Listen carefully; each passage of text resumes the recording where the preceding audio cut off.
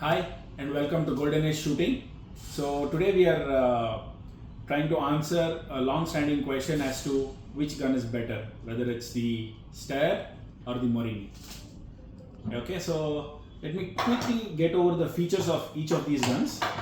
So for users of these guns, they already know that both don't have a separate safety mechanism. Okay, so if you look at Pardini or a Walther, it has a separate switch where you can switch on and off the safety. In these guns, there are no separate safety. There is directly a switch which you can switch on the trigger or not. So once the trigger is on, if the gun is cocked, it will fire. But here there is a training mode where when you don't close it fully, the gun will just trigger. So just switch it on and it will not actually fire the pellet out. Whereas that mode is not available in Morini. Whereas if I open and squeeze, so let me switch it on again. It takes about 4 seconds to switch on with similar time. Okay, so to do dry fire, you open the bolt and practice dry fire. So once you close even partially, the gun is going to fire. Okay, so you have to remember, now you see it's not engaged. You pull it back, it is cocked. Now you can do dry fire like this, but once you close, whether it's full or partial, it is going to fire.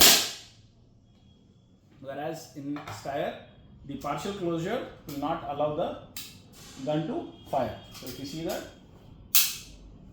okay, only when you close it fully is when the gun is going to fire.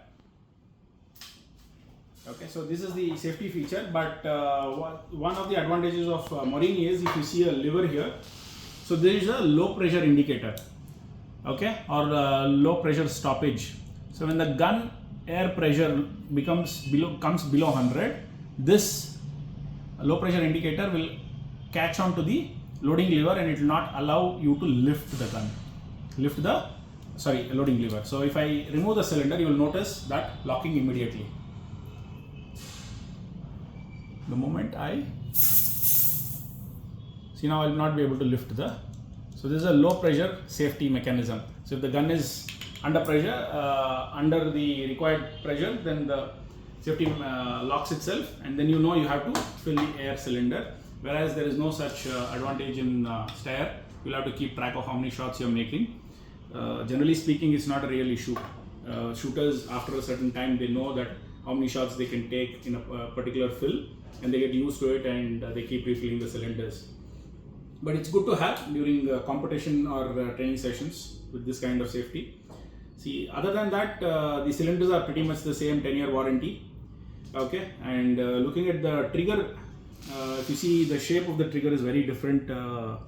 This is more circular and this is more straight, and this has no adjustment on sideways or high-low adjustment for Morini, whereas in Steyr you get both angle, high-low adjustments that can happen and the angle of the trigger as well. This is only straight front and back movement.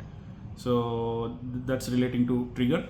And if you look at the trigger in terms of how you feel as a shooter, as a feedback, what I've received from shooters and myself, I've been using these two guns for a very long time.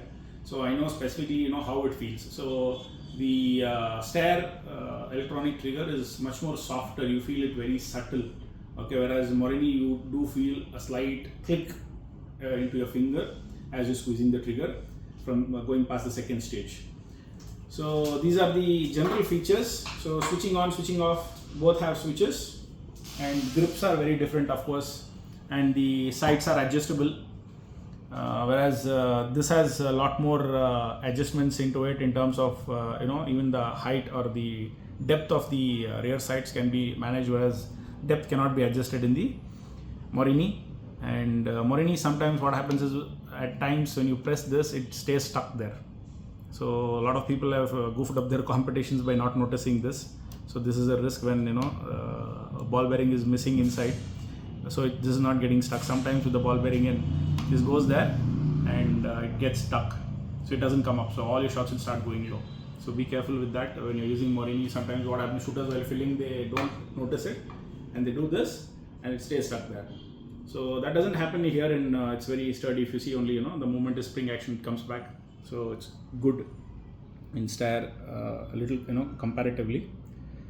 And other than that, the front sight is both generally 4.5 millimeter.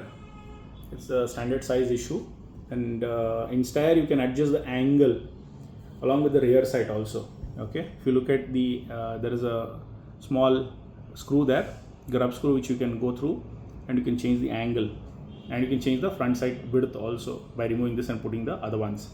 And rear sight also you have scope for adjusting. This usually helps shooters who cant the gun, but generally not advised. But there are good number of shooters who are who cant the gun and shoot. So every man to his own technique. So that's about the features of the gun.